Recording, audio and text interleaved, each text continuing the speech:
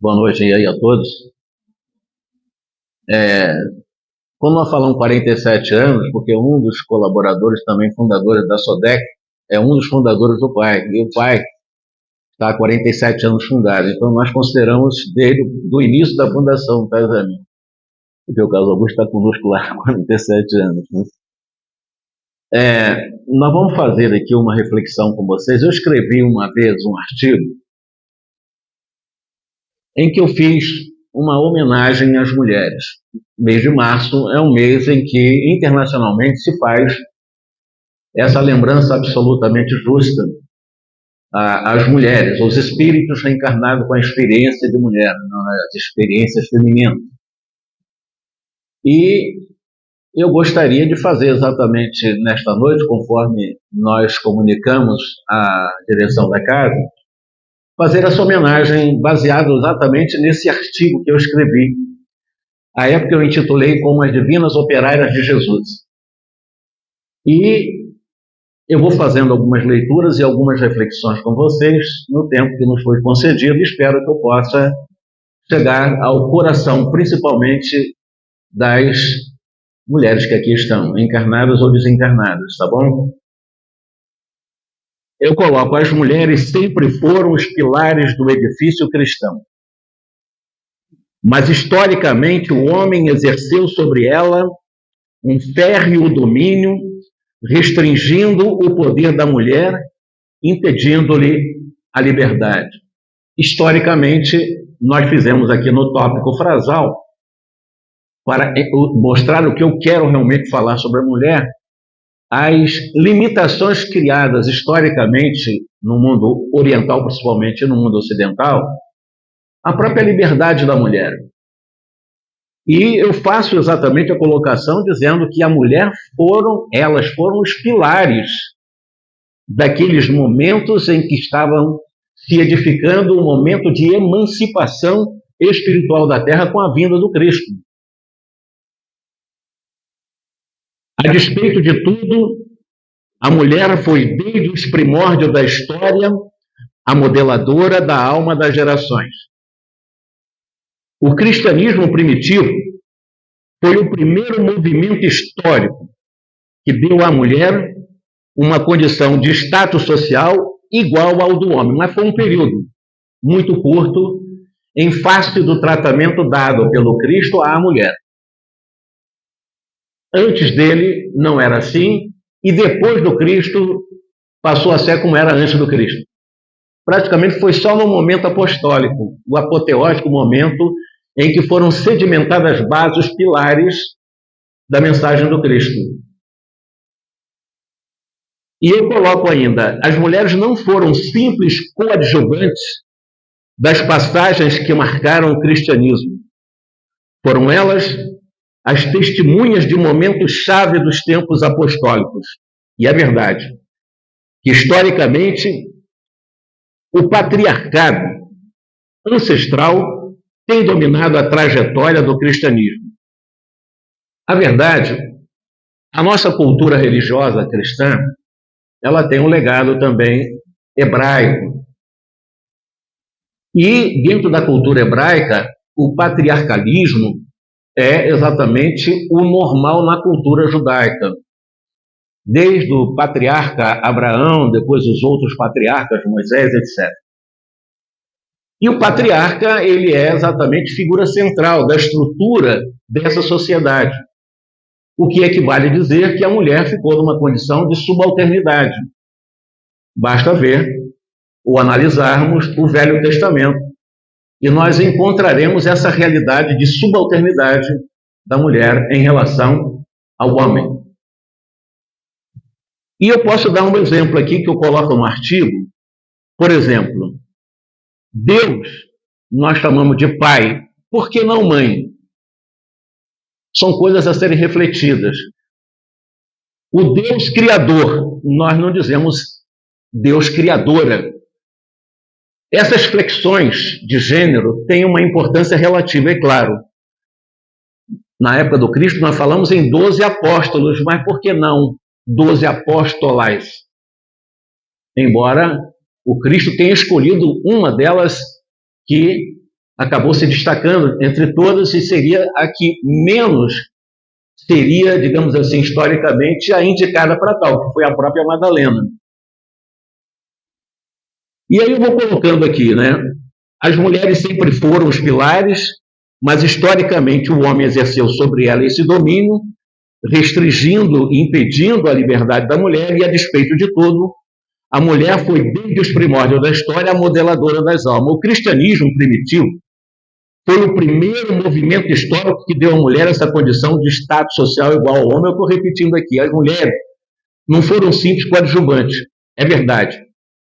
Historicamente, nós vamos encontrar, por exemplo, as mulheres protagonizando boa parte dos momentos cruciais da vida do Cristo.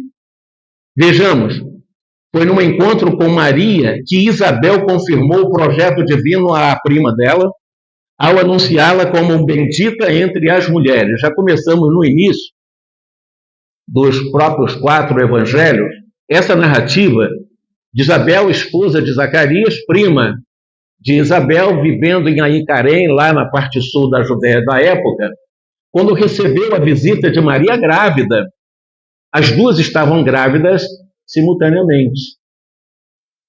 Isabel, idosa, estéril, porém grávida de João Batista. Representaria o passado que abre caminho e dá as boas-vindas ao novo que é Maria jovem e grávida também de Jesus. Isso tem um simbolismo em face da missão da mulher. Um precursor, o outro, o nosso, como diz Emmanuel, nosso Salvador. Palavras dele, que é o nosso realmente guia, modelo. Maria de Magdala, vamos analisar agora. Ela foi libertada de 7 algozes espirituais.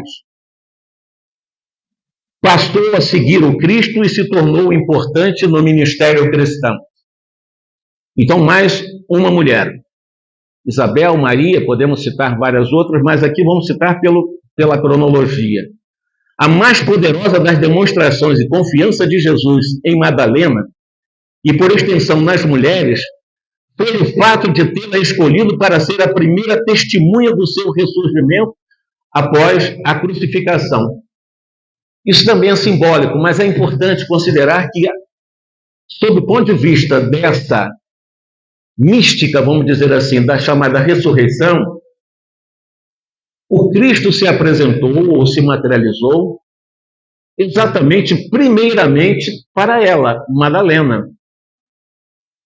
Não foi para nenhum dos apóstolos, foi para uma que eu considero apóstola. Foi para ela, Madalena. E ainda a história dentre 2 mulheres próximas de Jesus no Evangelho é exemplo disso, Marta e Maria.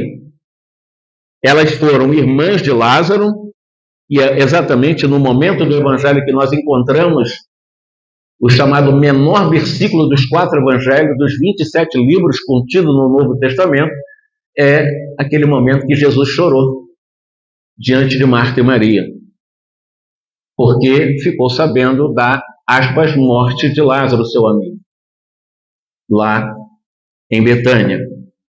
E ainda continua, o legado feminino deixado pelas mulheres contemporâneas de Jesus tem um valor inestimável. Tais sustentáculos do Evangelho socorriam os mendigos, os pedintes, os coxos, os aleijados. Quem é que fazia esse trabalho de base? O trabalho assistencial, de socorro, de auxílio, na sustentação de uma boa nova, na Casa do Caminho, lá, exatamente em Jerusalém. Eram as mulheres. Por várias razões, eu citei a questão do patriarcalismo, mas a mulher fazendo o trabalho de bastidor, sendo o sustentáculo do edifício. Porque quem fazia, quem acolhia, quem abraçava todos os necessitados que viviam naquelas cercanias de Jerusalém eram as mulheres. Emmanuel nos fala isso de sobejo na literatura que ele nos propõe. Por exemplo, na crise do Calvário, as mulheres galileias tiveram posição destacada ao pé da cruz. Lá na Casa do Caminho, contou com a colaboração fundamental delas, portanto, Elas não foram simples coadjuvantes das passagens que marcaram os tempos apostólicos. Foram as testemunhas de momentos-chave daqueles tempos em que as mulheres eram tratadas como seres de segunda classe. Porém, o Cristo as tratava com um respeito incondicional. De segunda classe, porque o homem, dentro da estrutura patriarcal, era de primeira classe. E isso foi perpassado na cultura ocidental através do cristianismo. De alguma forma, eu vou tentar explicar, porque até mesmo no movimento cristão, a mulher ficou numa condição de subalternidade até, em boa parte, ainda hoje. O que é absolutamente injusto, nós sabemos que é injusto.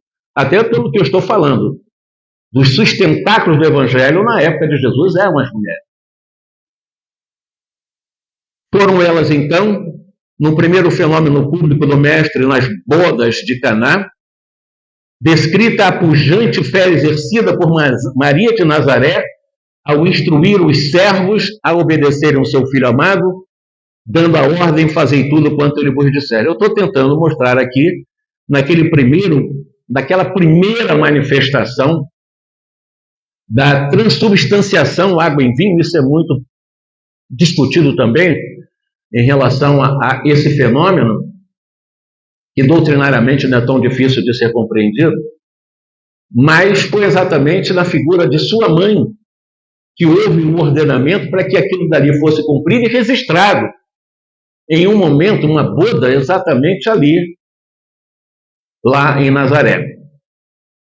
Após marchar sob um sol causticante, Jesus parou para descansar e beber água e iniciou uma conversa com a samaritana à beira do poço de Jacó e solicitou um pouco d'água. Os judeus consideravam os samaritanos mais abomináveis do que quaisquer outros gentios e evitavam ter contato social com os samaritanos.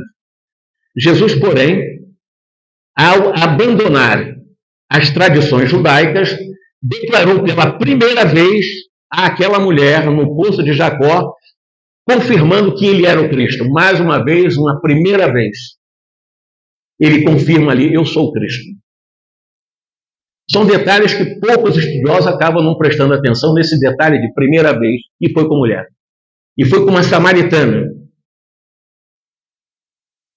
Informou que tinha água viva para aquela mulher e que os que a bebessem dela jamais teriam sede, e ela, assombrada, fez algumas outras indagações, e o Cristo fez uma revelação para ela da certa tristeza, de uma certa infelicidade, em função de um relacionamento que ela tinha, que não era tão consagrado pela tradição judaica, e ela ficou, claro, abatida em algum momento, mas o Cristo usou tanta benevolência em mostrar a sua dificuldade naquele relacionamento, que seria o sétimo homem ou companheiro na vida dela, que ela acabou respondendo para ele que ele tinha um poder enorme de profecia, porque ninguém sabia, exceto ele, que ela jamais vira, fazendo essa revelação não para acusá-la, apenas para mostrar que ele, o Cristo, conhecia a intimidade, os conflitos que ela trazia dentro dela.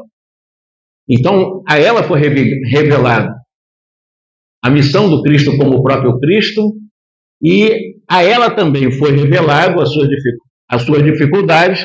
Foi aí que ela deixou o pote, foi até a cidade e anunciou, exatamente mostrando para os seus amigos e conhecidos de que ela realmente estava naquele momento convencida de que realmente estava diante do Cristo, fazendo inclusive algumas perguntas, afinal de contas ele não é mesmo Cristo? Foi a primeira vez que o Cristo se revelou como Cristo para uma mulher. Jesus, sempre atento às mulheres, conhecia os detalhes da vida delas. Além disso, ele as respeitava independentemente da condição moral. Ele percebia que ela tinha sua dificuldade no campo afetivo, mas ele respeitava, ele usava exatamente a amorosidade para dizer, você está tendo dificuldade, está. Mas, de qualquer forma, Essa dificuldade todos os seres humanos podemos passar.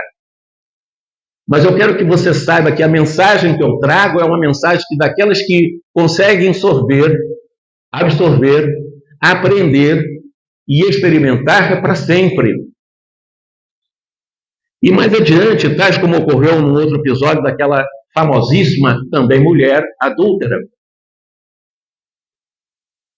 E é interessante esse momento diante dela, embora os escribas e os fariseus persistissem a provocar o Cristo e a humilhar aquela adúltera, o mestre, por compaixão daquela mulher caída, humilhada em praça pública, lançou a sentença aos acusadores.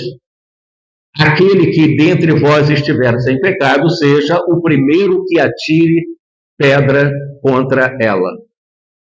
Mais uma defesa pública diante de uma situação muito complexa em função da estrutura patriarcal, das leis de Moisés, do rigoroso cumprimento daqueles chamados seguidores das leis, do qual estava justificada exatamente uma punição para escarmento, ou seja, para exemplificar às outras mulheres que o adultério era exatamente passivo do apedrejamento.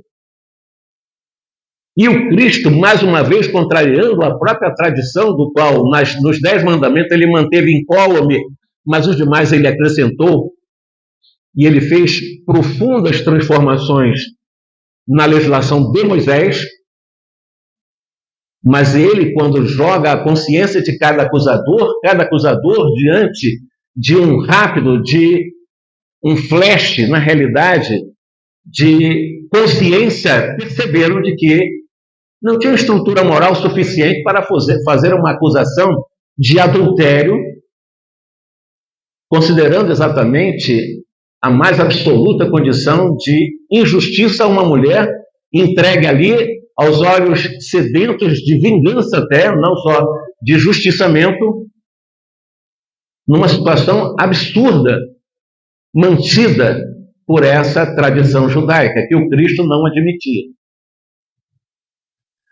E quando ele joga exatamente essa sentença, eles, condenando-se a si mesmo, um a um se afastaram, humilhados, deixando apenas aquela frágil mulher diante do Cristo, que perguntou: onde é que estão aqueles teus acusadores? Ninguém te condenou? E ela disse: não, Senhor, ninguém me condenou. Eu também não te condeno. Vai e não peques mais. O absoluto respeito de Jesus às condições da mulher em qualquer estrutura moral que ela tivesse. Desde a mulher lá do Poço de Jacó, lá em Samaria, como aqui também. Como nós observamos, Jesus tratava as mulheres com compaixão, com respeito, a despeito das suas histórias.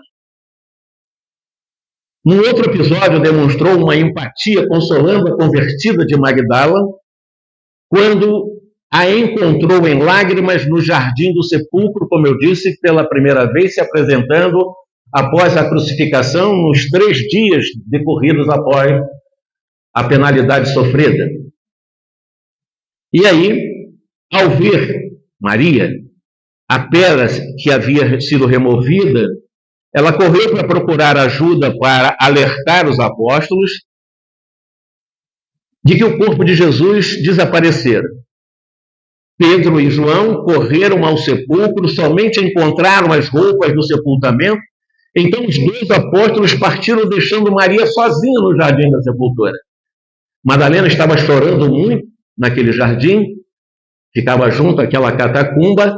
A ideia de não saber o que havia acontecido com o corpo do Cristo, claro, deixou-a desolada, embora o mestre lhe tenha aparecido e falado com ela. A princípio, ela até não reconheceu o Cristo, considerando que ela estava desolada, que ela já estava cansada de ter avisado aos apóstolos. E, por ter chorado muito, quando nós choramos muito, as lágrimas realmente acabam embaciando a nossa capacidade de uma visualização mais clara. Então, ela não percebeu, num primeiro momento, a presença de Jesus. Ela só foi perceber que aquele vulto que se lhe aparece exatamente ali no jardim do sepulcro, quando daquela voz veio o nome dela. Porque primeiro Jesus chamou de Miriam, depois deu um outro nome, poxa, Maria. Quando ele usou o nome Maria, aí ela, me perdoe, caiu a ficha, eu estou diante do Cristo. Ela reconheceu o Cristo. E aí, nesse instante, com absoluta certeza, nesse reconhecimento, ela foi testemunhar exatamente, como nós dissemos aqui, o Senhor ressuscitado, e foi pedido a ela, nessa materialização, para que ela fosse dar testemunho, testificasse aos apóstolos de que ele tinha vencido o túmulo, que ele estava vivo. Por que ela e não outro mensageiro? Por que uma mulher a dar a mensagem da vitória sobre o túmulo, da vitória sobre a morte, na própria ressurreição? Madalena obedeceu, embora os discípulos tenham mostrado cético, a princípio, naquele testemunho dessa convertida de Magdala, de alguma forma deve ter tido algum impacto. Mais tarde, os discípulos estavam reunidos para falar dos acontecimentos daquele dia, provavelmente ponderando o testemunho de Madalena, quando da materialização do Cristo, né? E a verdade é que eles próprios não estavam querendo engolir muito essa história. Porque não para Pedro, escolhido como sendo aquele mais antigo, mais velho, considerado exatamente na partida do Cristo, o líder dos demais. O fato é que o cristianismo primitivo foi o primeiro movimento histórico que tentou dar à mulher uma condição de status social igual ao do homem, como eu disse, nos preâmbulos dessas narrativas aqui, contidas no meu artigo. Antes de continuar, quando faltar uns 10 minutos, pode me avisar? Eu queria falar das mulheres espíritas também. Obrigado. Bom, eu poderia fazer algumas, além desses nomes citados, no protagonismo delas com o Cristo. Podemos falar outras que talvez não tiveram tanto protagonismo no registro, na narrativa, mas tiveram uma importância fundamental para a missão do Cristo. Maria Salomé, esposa de Zebedeu. Maria, que foi esposa de Cleofas. Maria foi mãe de João Marcos. Uma outra Maria, quase todas chamavam-se Miriam, Maria. E a sua irmã Marta, como nós citamos, irmãs de Lázaro. Lídia, que foi mãe de Silas, um grande companheiro de Paulo. Joana de Cusa, que nós espíritas conhecemos bem também. Luíde, que foi avó de Timóteo. Eunice, que foi a mãe de Timóteo. Priscila, que foi esposa de Áquila. Lídia, que foi viúva digna e generosa, narrada lá também por Mateus.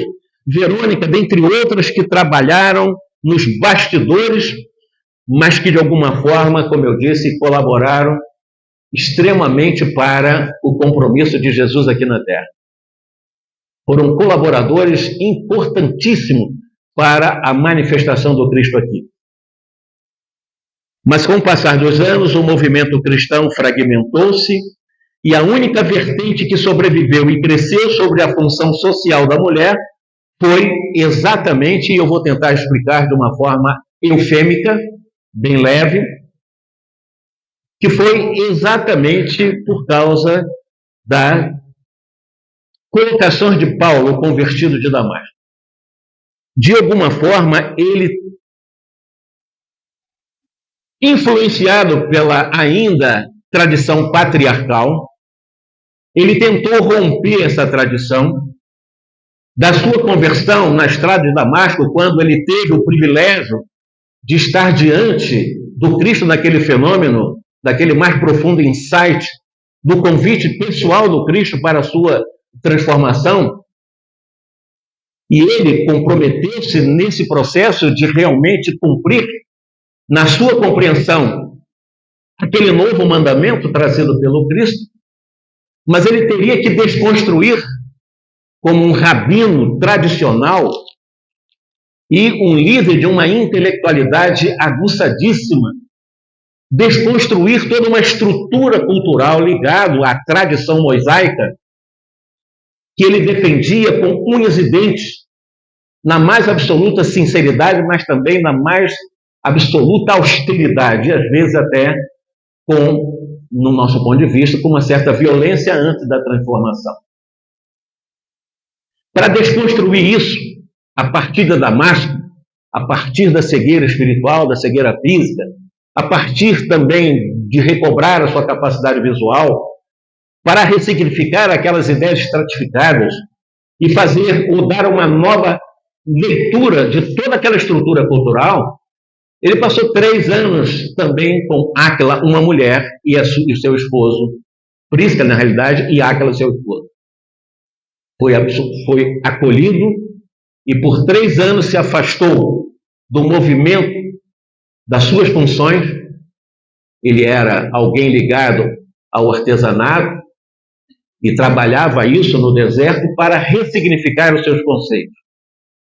E, claro, mediunicamente, ele pegou várias concepções e trouxe a sua interpretação, e fica bem detalhado isso, a sua capacidade de interpretação com a ajuda do Cristo, é claro, dos seus prepostos, como o próprio Gesiel ou Estevão, e ele foi construindo a sua concepção do Cristo, como sendo o pioneiro da universalização da mensagem. Então ele foi o pioneiro de espalhar, à maneira dele, o Cristo que ele compreendia. Quando eu falar a maneira dele, porque há também um toque pessoal da visão do Cristo do próprio Paulo. E ele não conseguiu desincompatibilizar totalmente dos 3 anos de retiro de alguns ranços da tradição patriarcal. Não conseguiu. Em 2 cartas, por mais que ele lutasse, por mais que ele realmente defendesse a liberdade, e ele fez isso e deu a vida depois de 3 décadas de trabalho, andando a pé centenas e milhares de quilômetros, foram quase 100 mil quilômetros andados a pé. Não é pouca coisa, com 30 anos, um pouco mais de 30 anos de divulgação dos princípios que ele acolheu como sendo importante para manter a chama acesa da Boa Nova.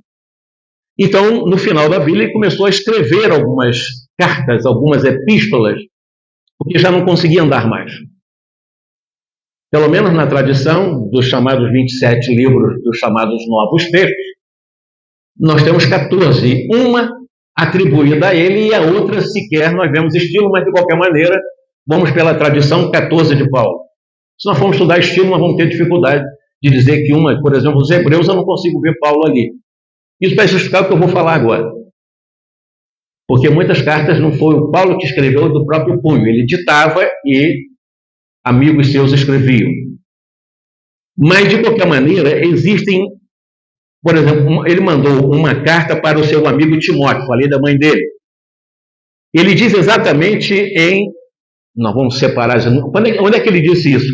Está no capítulo 2, versos 9 a 13, quando ele fala textualmente: não permito à mulher que ensine nem se arrogue a autoridade sobre o homem, mas permaneça em silêncio com o espírito de submissão.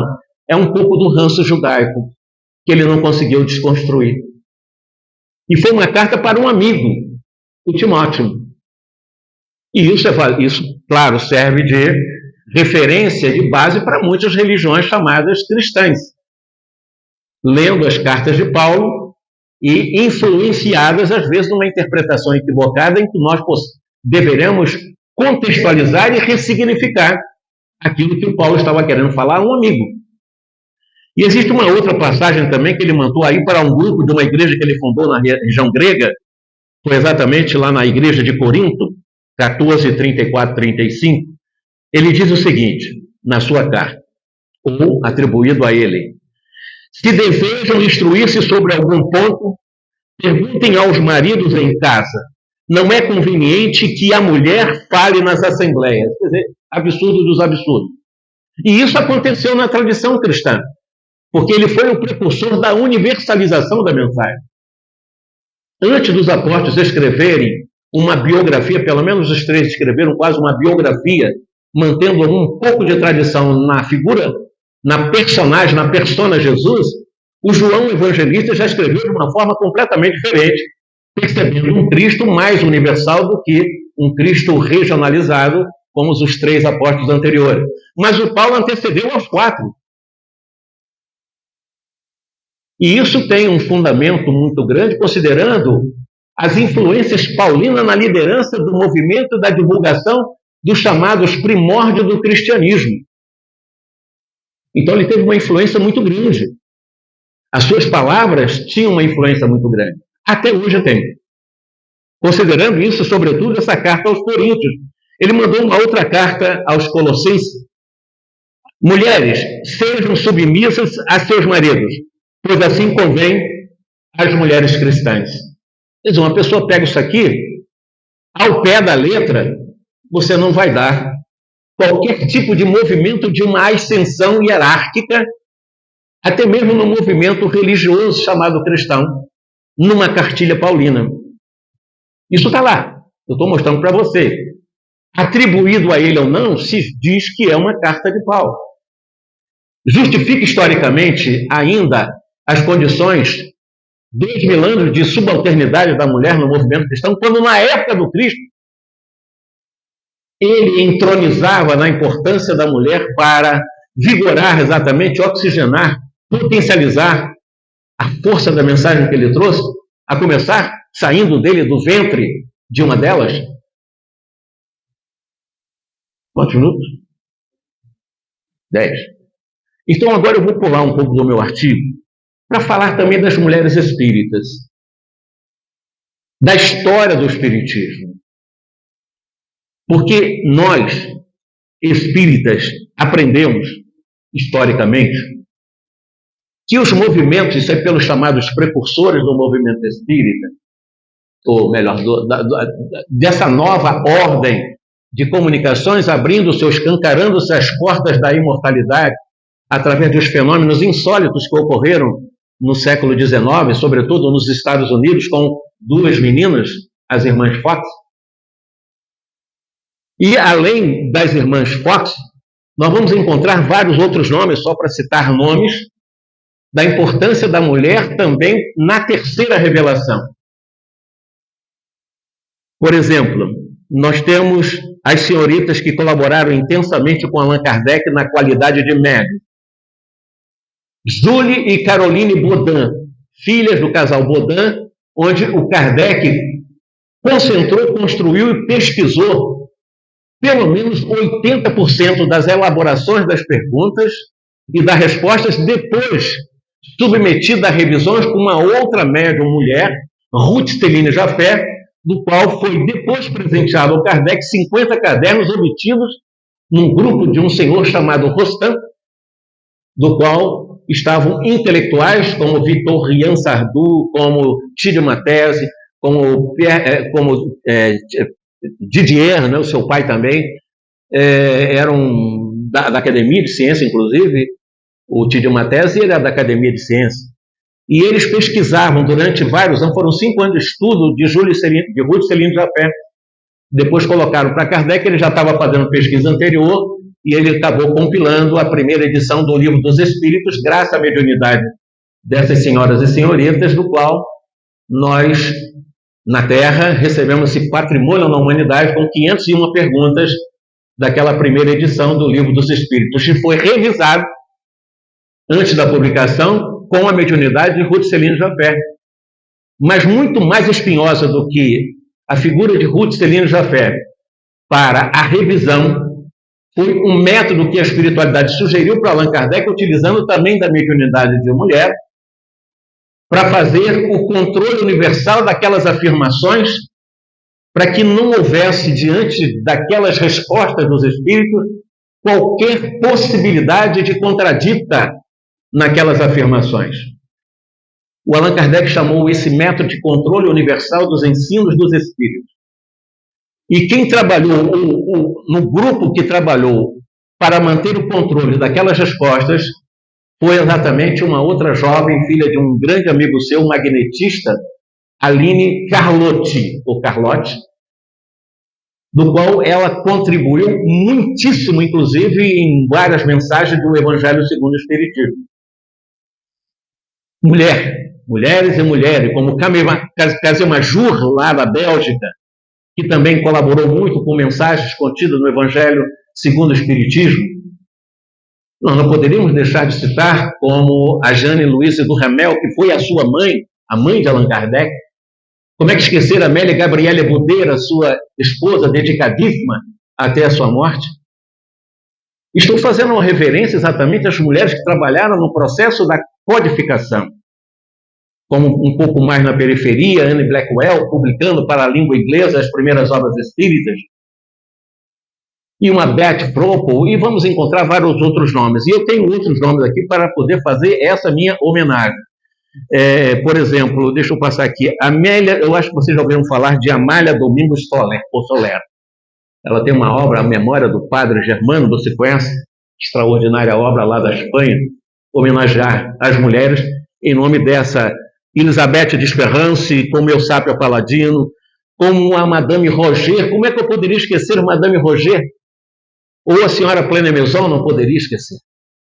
Porque antes das irmãs Bodins, ou do casal Bodin, naquelas mensagens que foram obtidas e do qual se transformou, transubstanciou-se exatamente na primeira edição do Livro dos Espíritos, nós temos a Plena Maison, nós temos a Madame Roger. Foram mulheres que trabalharam com Allan Kardec. Aqui no Brasil, quantas mulheres que nós temos no mundo espiritual, mentoras, inspiradoras de trabalhos sociais, como a nossa inspiradora no Pai, a Maria Dolores, como também Meimei, Alta de Souza, quando nós lembramos também da figura feminina de Ministra Veneranda, da famosa Sheila, através do Chico Xavier, de Maria João de Deus, que foi, nessa encarnação do Chico, a mãe biológica dele, a própria Joana de Ângeli, a irmã Rosália, e assim vai, irmã Celina e quantas outras. Então, eu deixo aqui registrado nesses nomes, né, exatamente a importância da mulher. Me dê 2 minutos para terminar. Olha só, eu vou fazer agora uma coisa que parece estar um pouco fora da caixinha daquilo que eu disse. É que eu vi um rapaz comentando, eu achei interessante, eu vou levar também para elas uma conversa que houve entre a Michelle Obama, esposa daquele ex-presidente norte-americano. Uma certa vez, eu não sei se vocês conhecem a história, eu não conhecia, por isso que eu estou trazendo. Eles estavam seguindo na sua comitiva, na época que ele estava na presidência, ele estava fazendo um período eleitoral para o segundo mandato. E naquele dia eles pararam em um posto de combustível e Michelle reconheceu o frentista daquele posto. Enquanto os veículos eram abastecidos, ela disse para o seu esposo: olha, como é que são as coisas. Está vendo aquele frentista ali? Obama olhou e ela disse: eu não sei se eu já te contei, mas ele foi um dos meus namorados na minha juventude antes de conhecer você, na conversa que teve com o seu marido. Obama olhou para aquele rapaz bem forte, bem apessoado e comentou: está vendo? Se você tivesse casado com ele, você seria apenas a mulher de um frentista. Obama quis tirar uma casquinha da esposa, se sentindo orgulhoso e superior. Então, ela respondeu: não é verdade. Se eu tivesse casado com ele, hoje ele seria o presidente dos Estados Unidos da América. Que Jesus nos abençoe.